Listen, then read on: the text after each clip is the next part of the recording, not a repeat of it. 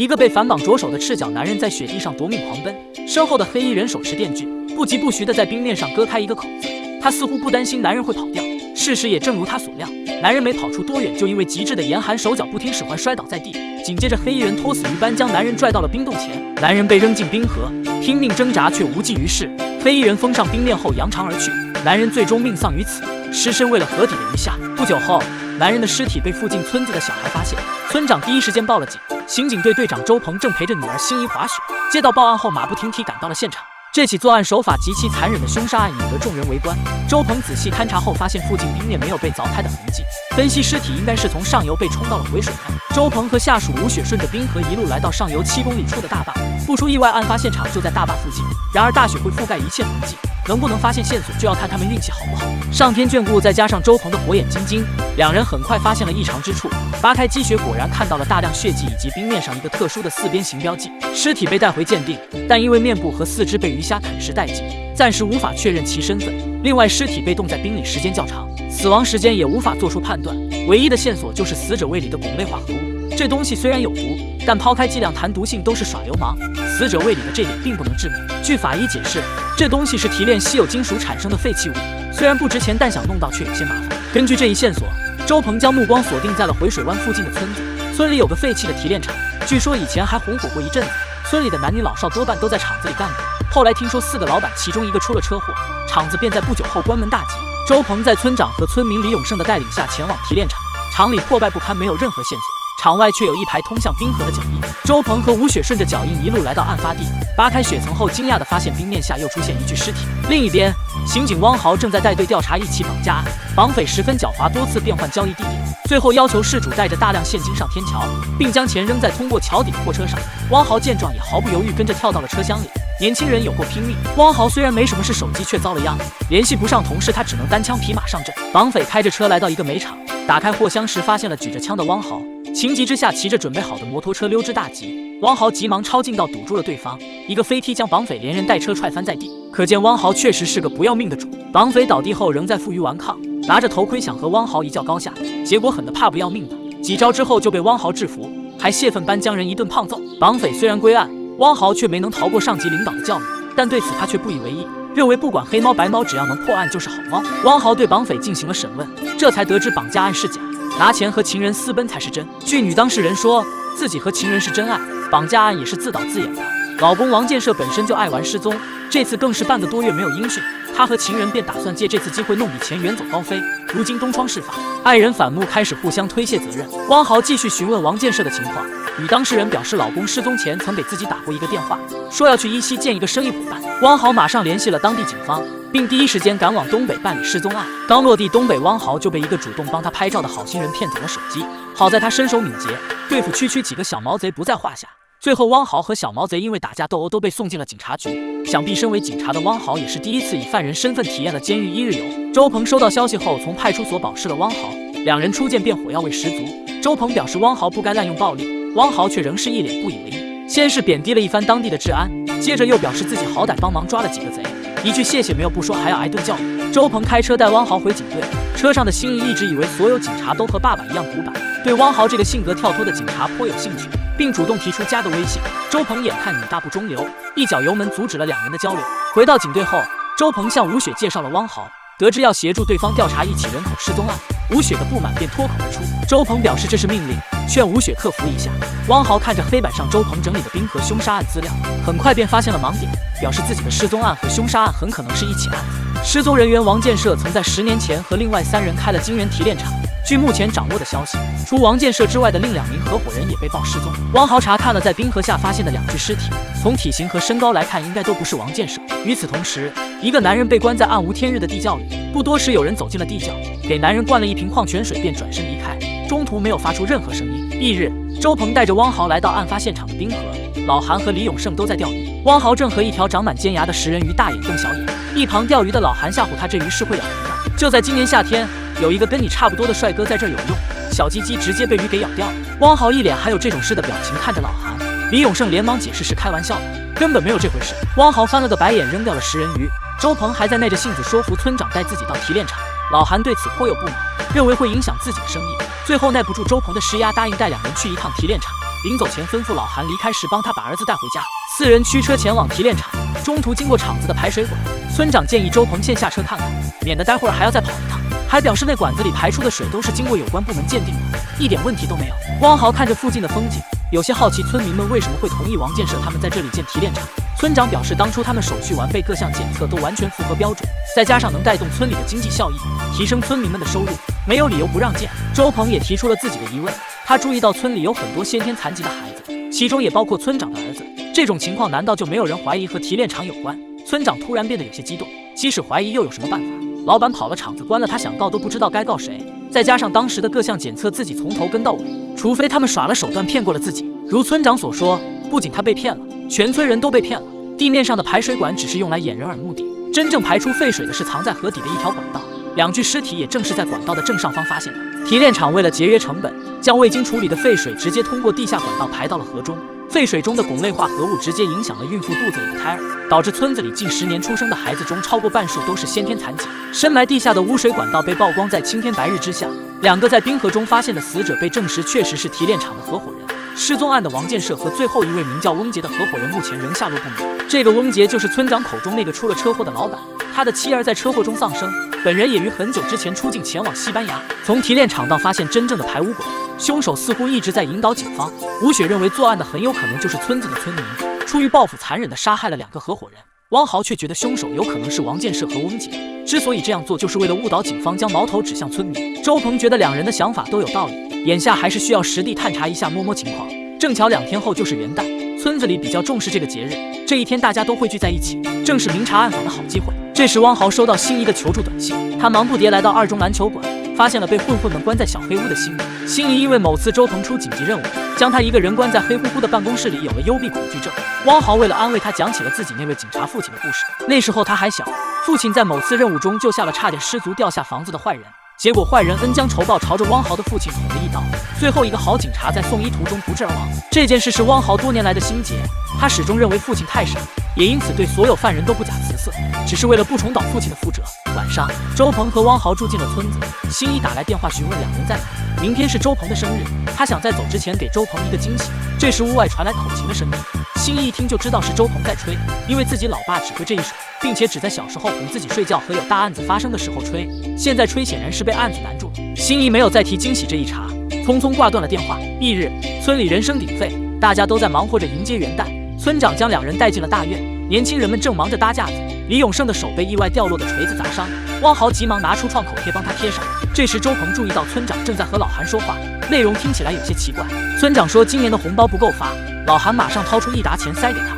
这种事似乎已经不是第一次。周鹏想不出什么样的情况下一个村民会为村里的过节红包买单，不多时一个孩子跑来要李永胜跟他们一起踢球，周鹏几人也加入了游戏。心怡不知怎么打听到了这里，偷偷找来想给周鹏一个惊喜。冬天的晚上来得很快，夜幕降临后，所有人都聚在礼堂。这期间，周鹏和汪豪走访了10几户人家，但大家似乎知道凶案和提炼厂有关，全都默契的闭口不谈，像是有意在袒护凶手。观看表演的空当，汪豪打着手电筒到茅房方便，殊不知这是他离失踪的王建设最近的一次。表演结束后，老韩和李永胜在厨房包饺子，心怡闻着味儿来到厨房，也学着他们的样子包起了饺子。李永胜胳膊上的数字纹身引起了心怡的注意，这些数字实际上是助养证号。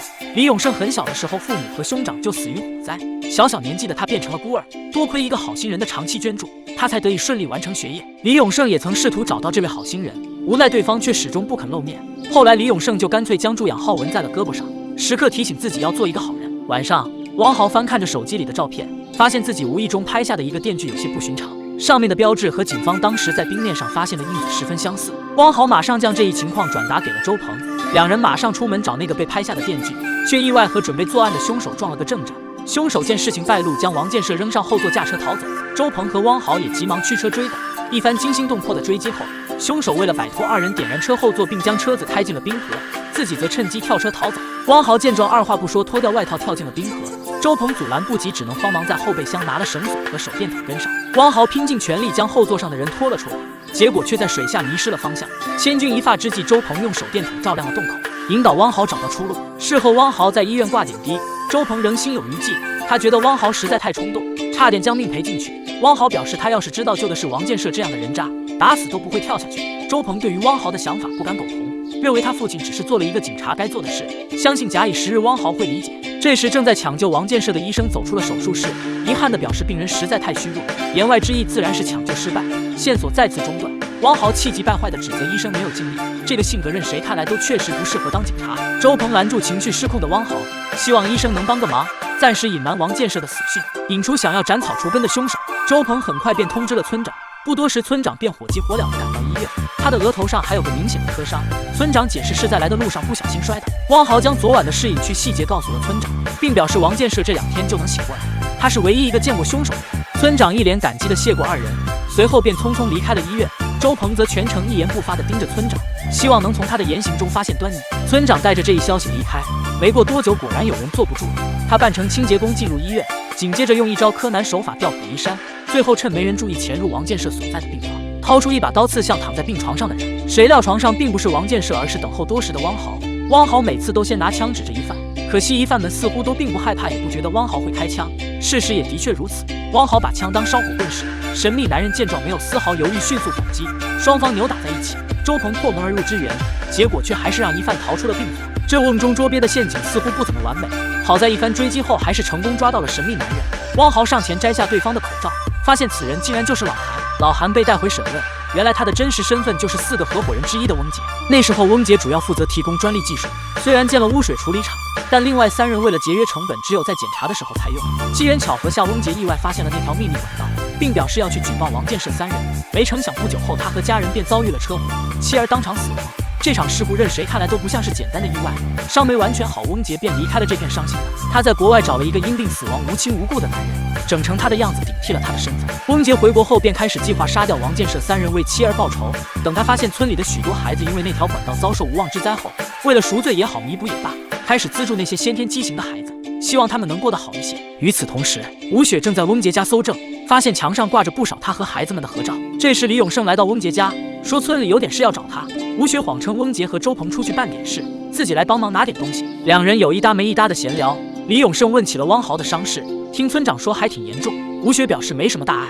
李永胜接下来的一句话却让吴雪起了疑心，那你还是要提醒汪豪哥一下，因为我小时候就掉过冰水里面，天一凉腿就特别疼。汪豪并未将当晚的具体情况告知村长，李永胜也不应该知道汪豪是跳进冰水里救下了王建设。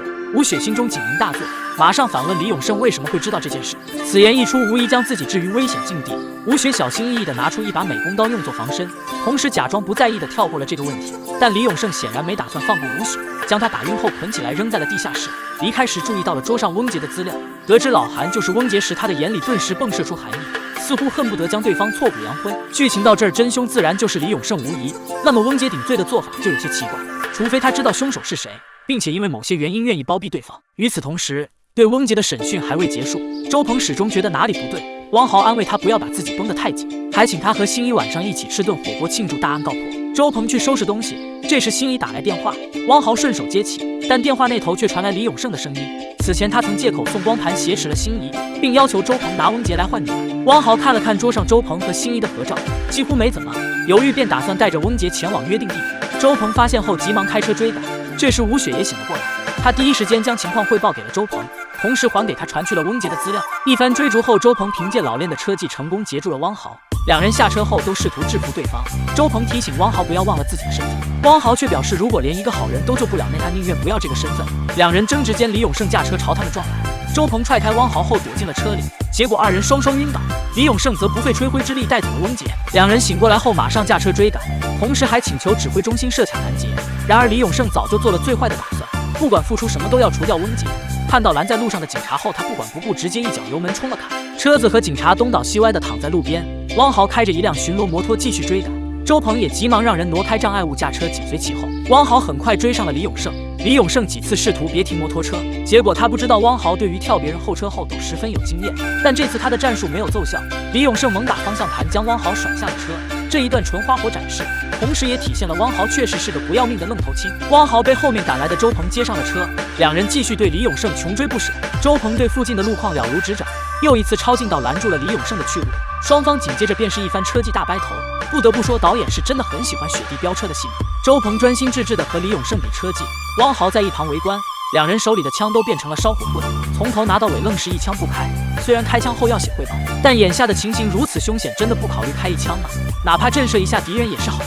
与此同时，车技掰头终于接近了尾声，两人互不相让，最后双双冲出路面，一时间天地间都没了动静。不久后，反派按照惯例先醒过来，他从被卡在车里的周鹏手上夺走了烧火棍。谁会是打响本场比赛第一枪的人？我们拭目以待。李永胜没有管周鹏和汪豪，自顾自地拿着电锯开始切割冰面，接着拖出颠了一路都没醒的翁杰。我们刚才的5奖竞猜也有了结果，汪豪在这个时候终于想起自己有枪，但他这一枪开的不是时候，也实在没什么威慑力，只是叫醒了昏睡的翁杰。